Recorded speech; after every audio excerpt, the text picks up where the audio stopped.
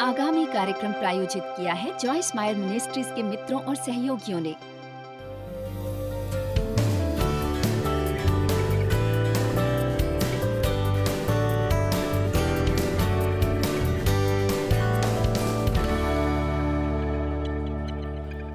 जब आप कठिन समय से गुजर रहे हों, आप कह सकते हैं, प्रभु ये मुझे पसंद नहीं, ये अच्छा नहीं लग रहा, पर फिर भी मैं आनंदित रहूंगी क्योंकि मैं जानती हूँ कि इससे मैं कुछ हासिल करूंगी, इससे कुछ प्राप्त करूंगी और ज्यादा सिद्ध होंगी, आपको और बेहतर जान पाऊंगी जब ये खत्म होगा बजाय तब के जब ये शुरू हुआ।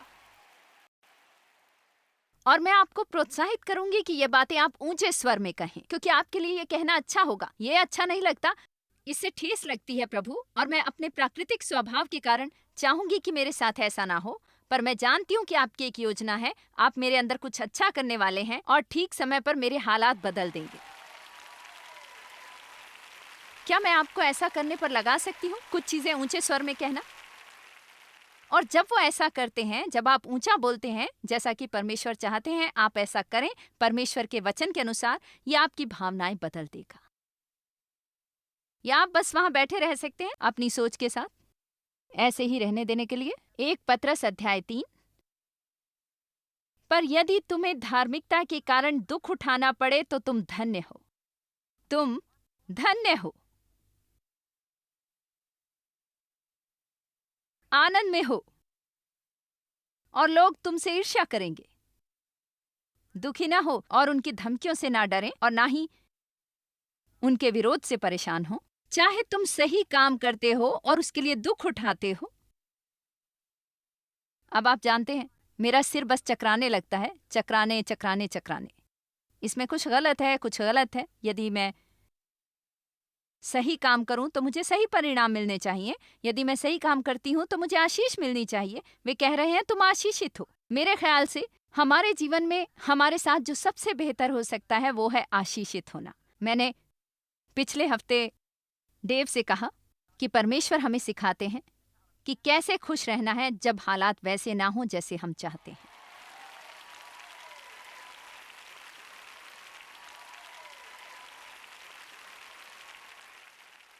मत्ती अध्याय 5 में यीशु द्वारा एक बहुत ही प्रसिद्ध उपदेश है जो कहलाता है पहाड़ी उपदेश या बीएटिट्यूड्स, जिसकी स्पेलिंग है BEATITUDES, पर मुझे कहना पसंद है बीएटिट्यूड्स, BE/एटीट्यूड।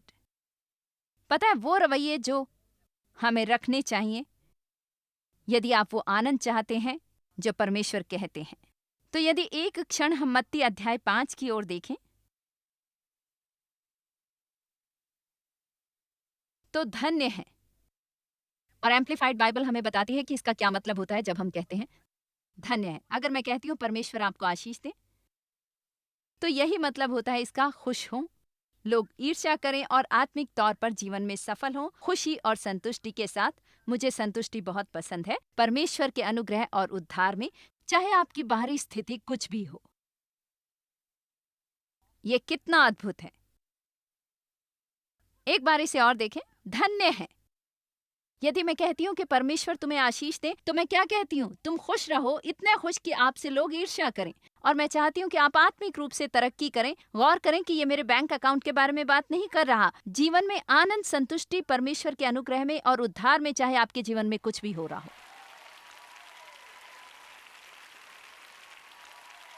और क्या मैं आपको बता सकती हूँ एक रहस्य?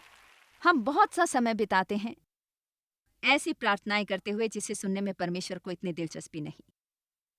हम उनसे बहुत ज्यादा चीजों के बारे में बात करते हैं जो चीजें हमें चाहिए, और उन लोगों को बदलने के बारे में जिनके बदलने से हमें खुशी मिलेगी, और वेतन वृद्धि के बारे में, बड़े घरों के, नई कारों और शादी करने के बारे में, या शादी से निकलने के बारे में, या ये जो कुछ भी हो। और मैं आपको चुनौती देती हूँ कि थोड़ी अलग किस्म की प्रार्थना करें। हर रोज उठें और कहें, हे प्रभु, किसी और की तरह उम्मीद है आज हर बात मेरी इच्छा के अनुसार होगी, पर अगर ऐसा नहीं होता, मैं इसी समय प्रार्थना कर रही हूँ कि मैं स्टेबल रहूं और मैं उतनी ही खुश रहूं जितनी मैं होंगी अगर हर चीज मेरी इच्छा अनुसार होती।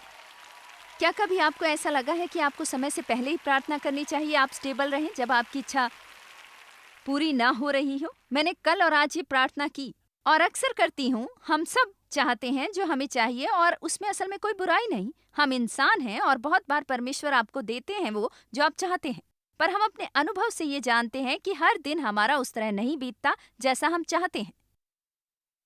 हमारे बहुत अविश्वसनीय होटलों के अनुभव हैं हमारी मिनिस्ट्री की यात्राओं के दौरान। और कोई सोचेगा कि इतने सालों से मैं करती रही और इतने अनगिनत होटलों में मैं रहती रही हूँ कि मुझे परमेश्वर से थोड़ा छोटा सा अनुग्रह मिल जाए और मैं ऐसे होटल में जाऊं जहां सब कुछ सही चलता हो, सब कुछ सही हो। पर नहीं, एक बार फिर यहां एल्बनी में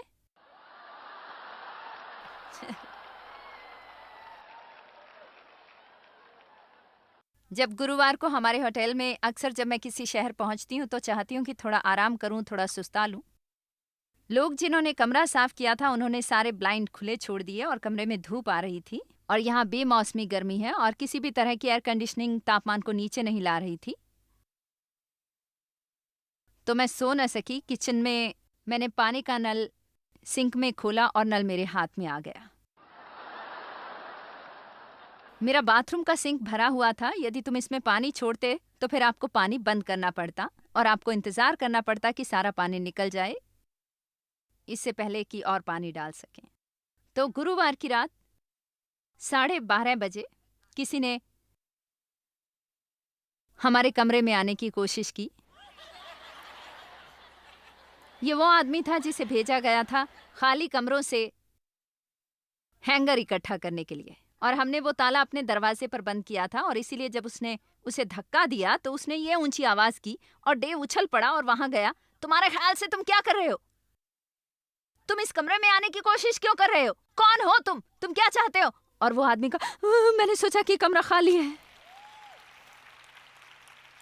खैर तब तक पता है हम सब बाहर हैं और हम सब जाग जाते हैं। हम हमेशा डेव से मांग करते हैं कि मेरे कमरे में टेलीफोन कॉल ना दें, और उम्मीद है आप ये समझ सकते होंगे कि बताया नहीं जा सकता कि कितने लोग हैं जो मुझे फ़ोन करना चाहते होंगे और अक्सर कितनी बार वे शायद फ़ोन करना चाहें ये ना समझते हुए कि मुझे ज़रूरत है आराम की। और फिर मैं शुक्रवार को सो रही थी और फ़ोन बजने लगता है। फिर कल जब हम मीटिंग से घर गए, आपको बहुत अच्छा लगता है ये देखकर। हमें सचमुच इसकी तस्वीर उतारनी चाहिए थी। ये हमारे साथ होता है। मैं आपको नहीं बता सकती कि मेरे साथ ये कितनी बार होता है। वो की कार्ड बदल देते हैं और आप अपने कमरे में दाखिल नहीं हो सकते। हालांकि आप अभी भी अपने कमरे का किराया दे रहे हैं, आप उसके अंदर दाखिल नहीं हो सकते। तो वे गए और एक आदमी को लाए जिसके पास मास्टर की होनी चाहिए थी और उसकी भी की ने काम नहीं किया। तो यहाँ है मैं, डेव, मेरा एडमिनिस्ट्रेटिव असिस्टेंट, हम सब बस होटल के हॉल में अटके हैं, फर्श पर बैठे हुए इस महान मीटिंग को करने के बाद, और हर कोई तालियां बजा रहा है और उत्साह बढ़ा रहा है। आप सोचते हैं कि ये बस परमेश्वर का तरीका है मुझे बताने का कि मुझे बस अभी अभी याद आया कि तुम कौन हो और कहां से आई हो।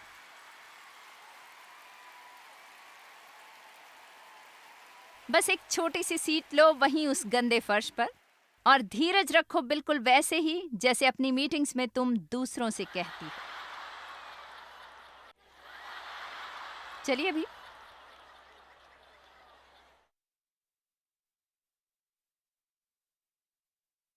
पता है, असल में बाइबल ये कहती है कि जब इस तरह की चीजें हो रही होती हैं, यदि मैं वही बनी रहूं तब मैं बहुत धन्य हूं। असल में होता क्या है,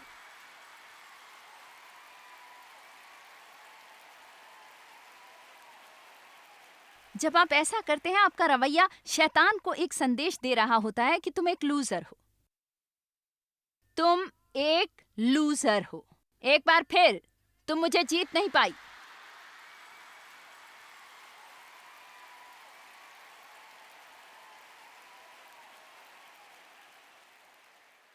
धन्य हैं जो मन के दीन हैं, वे जिनका विनम्र रवैया है। धन्य हैं वे जो जब शोक मनाते हैं एक सकारात्मक रवैया रखो, क्योंकि वे शांति पाएंगे। धन्य हैं वे जो दीन हैं, जिनका बहुत संतुष्ट रवैया है। वो व्यक्ति जो दीन नहीं है, घमंडी और अभिमानी है, हमेशा सोचते हैं कि वे उससे ज्यादा के हकदार हैं, पर एक 3 व्यक्ति हमेशा धन्यवादी रहता है हर छोटी से छोटी चीज के लिए जो परमेश्वर या कोई और उसके लिए करता है। धन्य हैं वे जो धर्म के भूखे और प्यासे हैं, उनमें सर्वोत्तमता का रवैया है, वे हमेशा वही करना चाहते हैं जो सही है। धन्य हैं वे जो दयावंत हैं, उनका हमेशा क्षमा करने का रवैया होता है। इसके बारे में चिंता मत करो, मैंने बहुत सी गलतियां की हैं खुद। धन्य हैं वे जिनके मन शुद्ध हैं, क्योंकि वे परमेश्वर को देखेंगे। धन्य हैं वे जो मेल कराते हैं। धन्य हैं वे जो एकता के लिए काम करते हैं, स्वयं के लिए और दूसरों के लिए। धन्य हैं जो धर्म के कारण सताए जाते हैं। सर्वोत्तमता का रवैया वो हमेशा रखते हैं। कुछ लोग सर्वोत्तमता के लिए कायम रहते हैं जब तक कि उन्हें ठेस ना पहुंचे, पर ठेस लगते ही सब भूल जाते हैं। हम पुराने नियम में कुछ लोगों का समूह देखते हैं। हम उन्हें कहते हैं इजरायली, क्योंकि वे इजराइल से थे और वे मिस्र में गुलाम बन गए और उन्होंने बहुत से वर्ष गुलामी में बिताए और उन्होंने हताश होकर परमेश्वर को पुकारा और परमेश्वर ने उन्हें एक छुड़ाने वाला भेजा, यानी मूसा। उसके बाद जब उन्होंने उसे मिस्र से पीछे 40 साल रेगिस्तान में बिताने को लगाया, जहां वो अनुभव प्राप्त करता रहा। आप में से कितने कल यहां थे? ठीक है।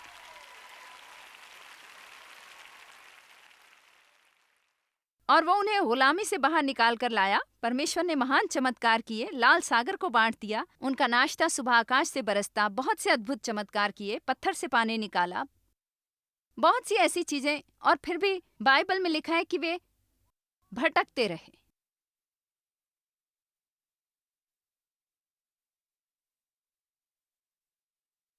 रेगिस्तान में 40 साल तक, उस स्थान पर जाने के लिए जो असल में 11 दिन की ही यात्रा थी।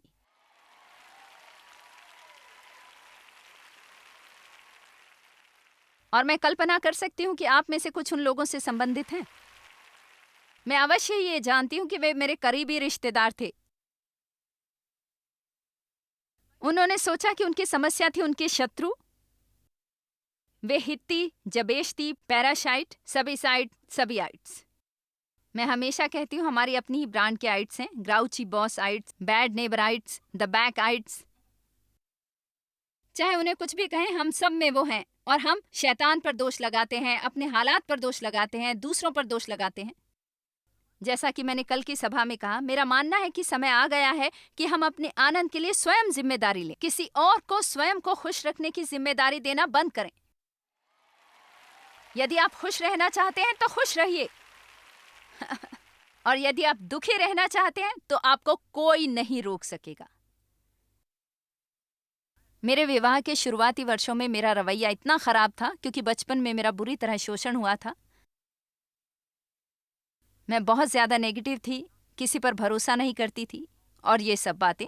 पर पता है, डेव ने कुछ समय तक कोशिश की किसी भी अच्छे पति की तरह मुझे खुश रखने की, कभी ये करके कभी वो करके। 2-3 साल गुजर गए। एक दिन उसने मुझसे कहा, मैं चाहे जो भी कर लूं तुम खुश नहीं हो सकती, इसलिए मैंने कोशिश छोड़ दी है। जब तुम खुश रहना चाहो तो बता देना।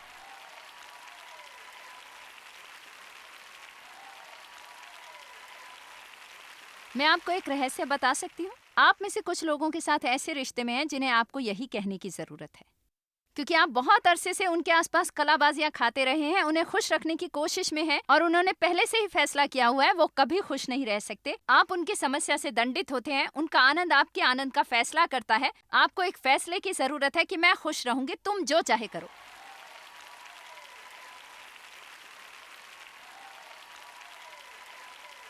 आमीन। ये पहले तो उन्हें क्रोधित कर देगा, पर शायद उन्हें ये बदल दे। डेव ने मुझसे ये सबसे बढ़िया बात की जो मुझे अपने आनंद को नियंत्रण नहीं करने दिया। आप क्यों 40 साल तक 11 दिन की यात्रा करने की कोशिश करते रहे? ये उनके शत्रु नहीं थे, ये उनका रवैया था। वे मूसा पर दोष लगाते थे, परमेश्वर पर दोष लगाते थे। वे आसानी से निराश हो गए, आसानी से अवसाद में पड़ गए। वे बहुत अधीर थे, हमेशा ये सोचा कि जो उनके पास है उससे कहीं ज्यादा होना चाहिए था। वे बहुत नाशुक्रे थे, एहसान फरामोश। पता है, अगर हम सही काम करें फिर अंत में हमें सही परिणाम मिलेगा। ये मुझे हैरान करता है कि लोग सही काम करना नहीं चाहते, फिर उनका बुरा रवैया होता है उन लोगों के प्रति जो आशीषित हैं क्योंकि उन्होंने सही काम किया। पता है, मैं उन लोगों से तंग आ गई जो मुझसे ईर्ष्या करते थे इसी कारण, इससे, उससे या किसी और कारण से। और अंत में ये सोचने लगी, वो मत चाहो जो किसी और के पास है जब तक आप तैयार नहीं वो करने को जो उन्होंने किया पाने को।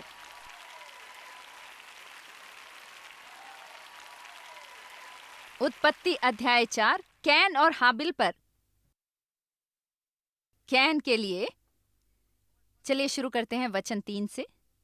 कुछ दिनों के पश्चात कैन यहोवा के पास भूमि की उपज में से कुछ भेंट ले आया, और हाबिल भी अपने भेड़ बकरियों के कई एक पहलोठे बच्चे भेंट चढ़ाने ले आया, और उनकी चर्बी भेंट चढ़ाई। तब यहोवा ने हाबिल और उसकी भेंट को ग्रहण किया, परंतु कैन और उसकी भेंट को उसने ग्रहण ना किया। कैन ने अपने हाथों के कार्य को भेंट चढ़ाया, उसने अपने कार्य भेंट किए जिससे परमेश्वर कभी प्रसन्न नहीं होते। पर हाबिल ने अपनी भेड़ बकरियों के पहलोठे भेंट चढ़ाए। मुझे सभी कारण पता नहीं कि परमेश्वर ने कैन के भेंट को क्यों अस्वीकार किया, पर मुझे यकीन है कि वहां बहुत सा रवैया था जो काम कर रहा था। पर कैन और उसकी भेंट के संदर्भ में वचन 5, परंतु कैन और उसकी भेंट को उसने ग्रहण न किया। तब कैन अति क्रोधित हुआ और उसके मुंह पर उदासी छा गई। तुरंत उसमें एक बुरा रवैया आ गया। उसे ये सोचना नहीं सूझा, ठीक है, यदि परमेश्वर मेरी भेंट से प्रसन्न नहीं तब मैं क्या गलत कर रहा हूं। हेलो, यदि आपके जीवन में चीजें कारगर नहीं हो रही तो मुझे किस ओर देखने की जरूरत है। हम हमेशा कहते हैं ये तुम्हारी गलती है, ये तुम्हारी गलती है, तुम्हारी गलती है, तुम्हारी गलती है। यदि तुम मेरे वचन पर बने रहोगे तो तुम सच्चाई जानोगे, यीशु ने कहा, और सत्य तुम्हें आजाद करेगा। पर यह तुम्हारे पति के बारे में, बच्चों के बारे में, या माता पिता या पड़ोसियों के बारे में सत्य नहीं है जो आपको आजाद करेगा। ये वो सत्य है जो परमेश्वर आपके विषय में आप पर प्रकट करता है। और मैं जानती हूँ अन्य लोगों को समस्याएं हैं, मैं हमेशा उन लोगों से निपटती हूँ। मैं ये नहीं कह रही कि उन्हें बदलने की जरूरत नहीं, पर मैं उनके बारे में कुछ नहीं कर सकती। केवल एक ही व्यक्ति जिससे मैं उम्मीद कर सकती हूँ बदलने की, वो हूं मैं। यदि मैं परमेश्वर को स्वयं में काम करने दूं और अन्य लोगों में, केवल मैं यदि उनके लिए प्रार्थना करूं और परमेश्वर पर भरोसा करूं।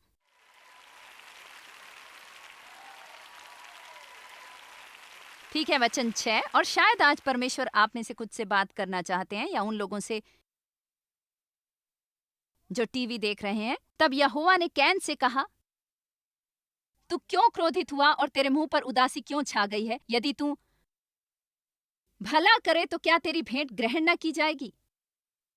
और यदि तू भला ना करे तो पाप द्वार पर छिपा रहता है और उसकी लालसा तेरी होगी। मुझे ये भाग बहुत पसंद है। और तुझे उस पर प्रभुता करनी है। मत दोष लगाओ बाकी लोगों पर, परमेश्वर पर, शैतान पर। अगर आप ठीक कार्य करते हैं तो आप आशीषित होंगे, यदि नहीं करते तो पाप आपके द्वार पर छिपा खड़ा है और आपको इसका विरोध करना होगा और इसके विरुद्ध खड़े होना होगा। इनमें से एक सर्वोत्तम और आसान तरीका है परमेश्वर की इच्छा के बीचों बीच रहने का, कि आप एक अच्छा रवैया रखें।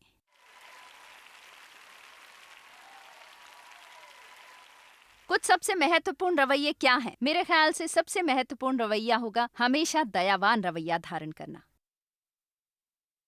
याद रखिए, आपने बहुत सी गलतियां की हैं। जब दूसरे लोग गलतियां करते हैं तो आपको उस पर निष्ठुर और कड़ा होने की, कानूनबद्ध और सख्त होने की जरूरत नहीं। एक सर्वोत्तम बात यह है जो आप लोगों से कह सकते हैं, जब तक कि ऐसी परिस्थिति ना हो, आपको किसी बात से निपटने की जरूरत हो, कहिए इस बारे में चिंता मत करो, मैं भी गलतियां करती हूँ। और पता है, मैंने सीखा है कि अपनी कोशिश से ज्यादा कोशिश करनी है। मैं हमेशा इस बात को सुनिश्चित करना चाहती हूँ कि मैं वापस उनके पास जाऊं, उनसे एक कदम आगे बढ़ूं, चाहे उन्होंने सॉरी भी कहा हो। मैं इस बात को सुनिश्चित करना चाहूंगी कि उनके प्रति मेरी प्रक्रिया इतनी उग्र है कि सचमुच उन्हें ये पता है कि मुझे अभी भी इसकी परवाह नहीं है, क्योंकि कई बार कोई कुछ ऐसा कर सकता है जो मुझे ठेस पहुंचाए और वे कहते हैं आई एम सॉरी और हम कहते हैं हाँ ठीक है। ये हमेशा अच्छा होता है कि फोन उठाओ और कहो, हे मैं बस चाहती हूँ कि तुम जान लो। खासकर मेरे साथ जो मैं इस समय अधिकार की स्थिति में हूँ, मैं जानती हूँ यदि लोग हु मेरे सामने चिल्लाते हैं और कुछ ऐसा करते हैं जो शायद उन्हें नहीं करना चाहिए, तो इसीलिए मैं एक कदम और ज्यादा जाती हूँ और उन्हें फोन करती हूँ और बस कहती हूँ, कोई बात नहीं, मैंने भी अपने जीवन में गलतियां की हैं, चिंता मत करो। एक दयालु रवैया अपनाओ। और मेरा यकीन कीजिए, मैं इस धरती पर नहीं आई एक रवैया लेकर, मुझे एक रवैया विकसित करना पड़ा। आप सही रवैया विकसित कर सकते हैं। ये व्यक्तित्व है या स्वभाव? सचमुच हमारा व्यक्तित्व परमेश्वर द्वारा दिए स्वभाव का परिणाम है। फिर जो चीज हमारे साथ होती है हमारे जीवन के पहले कुछ सालों में, हम उसे कहते हैं व्यक्तित्व। आपकी बेस बॉटम लाइन यानी स्वभाव नहीं बदला जा सकता, पर आपका व्यक्तित्व हमेशा बदला और सुधारा जा सकता है। मैं हमेशा एक उग्र व्यक्ति ही रहूंगी, पर मैंने सीखा है अपनी उग्रता के कारण दूसरे लोगों को न कुचल डालूं। तो वहाँ कई किस्म के व्यक्तित्व हैं और ईमानदारी से कहूँ, कुछ लोग नकारात्मक होने की ओर ज्यादा झुकाव रखते हैं बजाय कुछ और प्रकार के स्वभावों के, सकारात्मक होने के बजाय। मेरा मतलब है, आपके पास है हैप्पी, ज़ैप्पी, सैनग्यून लोग। वे अपनी कार पार्क करके बाहर आते हैं, नहीं जानते कि पार्किंग लॉट में वे कहाँ हैं, बस सोचते हैं कि सिर्फ एक मजाक है, ये बहुत फनी है। आप अपॉइंटमेंट के लिए लेट हो जाएंगे, वो इसी बात की पार्टी मना रहे हैं। आप कहते हैं, क्या तुम कुछ जिम्मेदारी निभाओगे? और ऐसे काम करो कि जैसे तुम में भी कोई समझ है।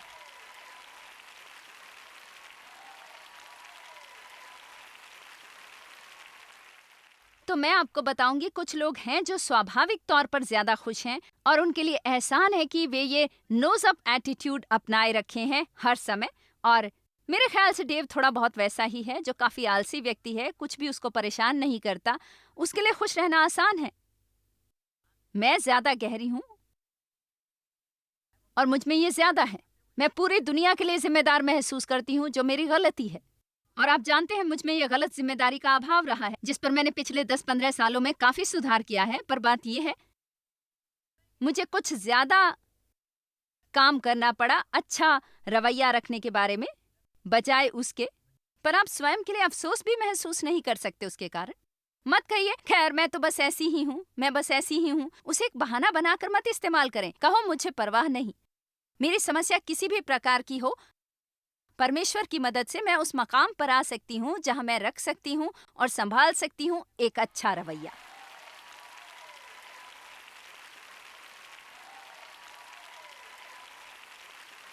सही रवैया बनाए रखना आसान है बजाय सही रवैया दोबारा पाने के। सही रवैया,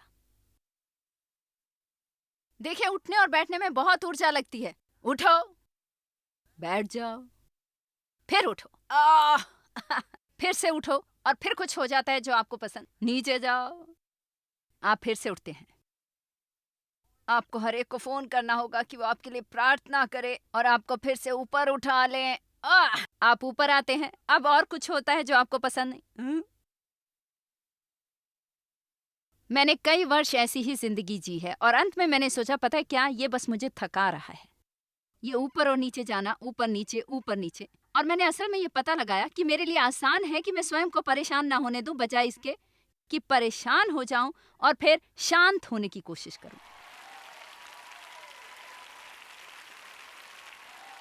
आमीन। शुरुआत से ही शैतान का अवरोध कीजिए। आपका रवैया आपका भविष्य वक्ता है। यह आपका सबसे सच्चा दोस्त और सबसे बुरा दुश्मन है। ये वो चीज है जो लोगों को हमारी ओर खींचता है या उन्हें दूर करता है हमसे। और ये मुख्य शक्ति है जो ये फैसला करेगी कि हम सफल होंगे या असफल। ईमानदारी से कहूं, इसका सचमुच बहुत ताल्लुक है कि क्या हम परमेश्वर को प्रसन्न कर रहे हैं या नहीं। कहीं मत जाइए, जॉयस वापस आएंगी अपने आखिरी विचारों के साथ। हमेशा याद रखिए कि समस्याओं के प्रति हमारा रवैया ही असल में हमारी समस्या है। अनुयायी होने के नाते हम आनंद में हो सकते हैं कि हमारे पास समस्याओं को सुलझाने वाला है जो हमारे अंदर रहता है, और आप बेहतर जीवन की राह पर होंगे जैसे ही आप ये अच्छी बातें सुनने लगते हैं। परमेश्वर आपको आशीष दें। जॉयस मायर मिनिस्ट्रीज में आप हमारे लिए बहुत ही कीमती हैं, जितना कि आप जानते हैं। हम आपकी सराहना करते हैं और इस सेविकाई को दुनिया भर में संभव बनाने के लिए हम अपने दोस्तों और सहभागियों को धन्यवाद देते हैं। हम साथ मिलकर भूखों को खाना खिलाते हैं, गरीबों को कपड़े देते हैं और कई देशों में सुसमाचार बांटते हैं। अपना प्रार्थना निवेदन भेजने के लिए कृपया आज ही संपर्क कीजिए। हमारे स्रोतों के बारे में और भी जानिए। जॉयस की सभाओं की सूची देखिए हमारे साथ सहभागी बनने के लिए, क्योंकि हम दुनिया भर में मसीह के प्रेम को बांटते हैं।